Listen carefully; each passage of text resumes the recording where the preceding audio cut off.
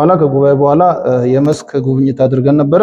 ይህም 4 የልማት ቦታዎችን አይተናል። የተሰሩ ስራዎችን የመጀመሪያው ከዚሁ አሁን ከተሰበሰብንበት አዳራሽ ነው የተነሳ ነው። ይህ አዳራሽ ቀደም ሲልም ያው ይህንን አዳራሽ የማየት እድል ገጥሞኝ ነበረ። እንዲህ አምሮና ይዘቱ ከመቀየሩ በፊትም አይቼው ነበር። ስለዚህ ብፁዕ አባታችን የዚህን አዳራሽ ይዘት እንዲህ ባማረና መንፈሳዊነቱን በጠበቀ መልኩ እንዲያምር ከዚህ ነው የልማት ስራቸውን የጀመሩት። ጉብኝቱንም ከዚህ ነው የጀመርነው። መጋቤ ጥበብ ስምዖን እንግዲህ ያው ሰሞኑን ከ15 ጀምሮ 15 እና 16 ዛሬን የሀገረ ስብከቱ አጠቃላይ ሰበካ ጉባኤ አጠቃላይ ጉባኤ አድርገናልና እስቲ እርሶም የዚህ ጉባኤ ተሳታፊ እንደመሆነው እስኪ ጉባኤውን እንዴት ይገልጹታል? እንዴት አዩት? እሺ አመሰግናለሁ። ያው ስሜ ስምዖን ጌታቸው መጋቤ ጥበብ ስምዖን ጌታቸው እባላለሁ።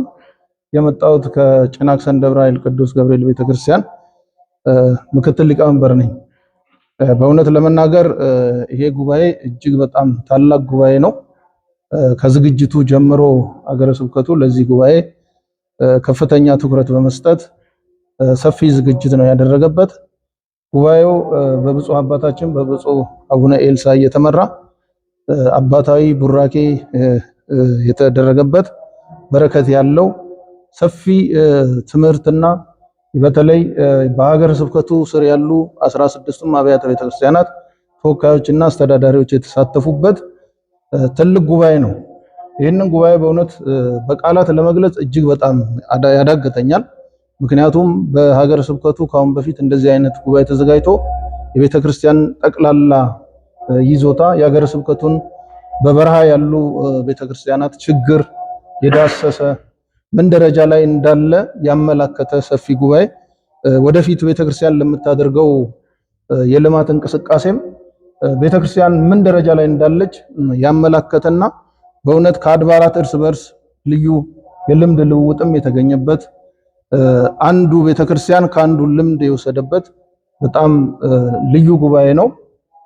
ስለዚህ ይሄንን ጉባኤ በእውነት እንደዚህ ሀገረ ስብከቱ ወጥቶና ወርዶ ደክሞ እንደዚህ አይነት ጉባኤ አዘጋጅቶ እንዲህ በማቅረቡ እጅግ በጣም ደስ ይለናል።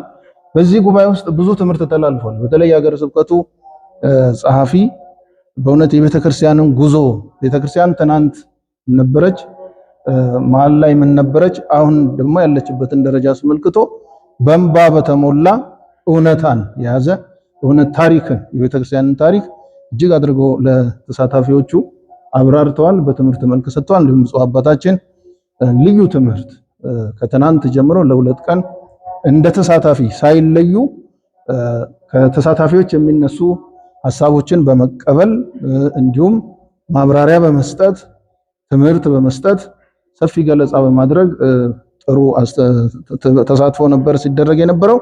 እንዲሁም ደግሞ የግሩፕ ውይይት ተካሂዶ የተለያዩ ጥያቄዎች ለግሩፕ በተሰጡት መሰረት በሳል የሆነ ውይይት ተካሂዶ ለወደፊት ለዘላቂ ለቤተክርስቲያን ችግር ፈቺዎች ሐሳቦች ከተሳታፊዎች ተነስተው ሀገረ ስብከቱም እነዛን ጥያቄዎች ትኩረት ሰጥቶ በአቋም መግለጫው ላይ ተካተው ወደፊት ሁሉም አድባራት ወደየቦታቸው ሲመለሱ ወደ ስራ እንዲገቡ አቋም መግለጫው ተነቦ ብፁዕ አባታችንም የሥራ መመሪያ አስተላልፈው ሁላችንም በተነሳሽነት ወደየ አድባራችን ለስራ ተዘጋጅተን አይምሮአችንን አድሰን የታደስንበት ጉባኤ ነው ማለት ይቻላል።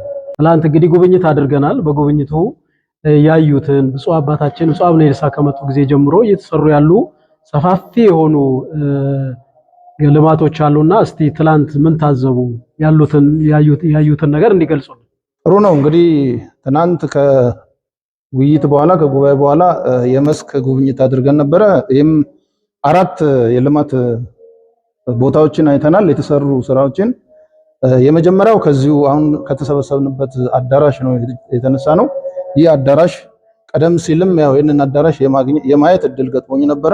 እንዲህ አምሮና ይዘቱ ከመቀየሩ በፊትም አይቼው ነበር።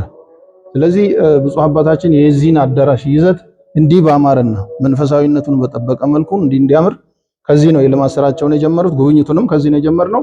ይሄ አዳራሽ አለ። ሁለተኛ ደግሞ መንበረ ጵጵስናው ይህንንም በተለያዩ ጊዜ ለስራ ጉዳይ በመምጣት አይቼው ነበር ካሁን በፊት። አሁን ደግሞ እጅግ ባማረና ተቀይሮ በእውነት ብፁዓን አባቶችን በሚመጥን ሁኔታ አምሮ ግቢው በእጽዋት ተሞልቶ እንዲሁም ደግሞ የሚያስፈልጉ ለአንድ መንበረ ጵጵስና የሚያስፈልጉ ነገሮች ተሟልተው እጅግ ባማረ እንዲሁም ደግሞ የጥበቃው በተለይ እጅግ በጣም የሚያስደስተው የጥበቃ ቦታው ለጥበቃ የተዘጋጀው ቦታ በጣም የሚገርም ነው። እንዲሁም ደግሞ በእውነት በተጠናና ጥበብ በተሞላበት ለቤተክርስቲያን ወደፊት የቤተክርስቲያንን ችግር የሚፈታ የልማት አውታር ባለ 5 ወለል ህንፃ በሀገረ ስብከቱ የተጀመረው በእውነት ያን ለመግለጽ በጣም ቃላት ያጥሩኛል። እጅግ ጥበብ የተሞላበት በጣም ችግር ፈጂ ሁለገብ የሆነ ይህ አዳራሽ ወደፊት ህንፃ ሲጠናቀቅ በበረሃ ያሉ ቤተክርስቲያናት ችግር የሚፈታ ነው የሚሆነው። ስለዚህ በእውነት ይሄ ብፁዕ አባታችንን እድሜ ይስጥልን፣ እድሜያቸውን ያቆየው። እንዲሁም ደግሞ የጊዜያዊ ቢሮ የሀገረ ስብከቱ ጊዜያዊ ቢሮ ግንባታ መሰረት የተጣለውን እሱንም አይተናል። እሱም የታቀደለት እቅድ ብፁዕ አባታችን ሲያብራሩ እጅግ በጣም ጥበብ የተሞላበት ነው። በጣም ልዩ ነው። ብዙ ተምረንበታል። በጣም እናመሰግናለን መጋቤ ጥበብ ስምዖን ስለሰጡን ማብራሪያ ከልብ አመሰግናለሁ። እኔም አመሰግናለሁ።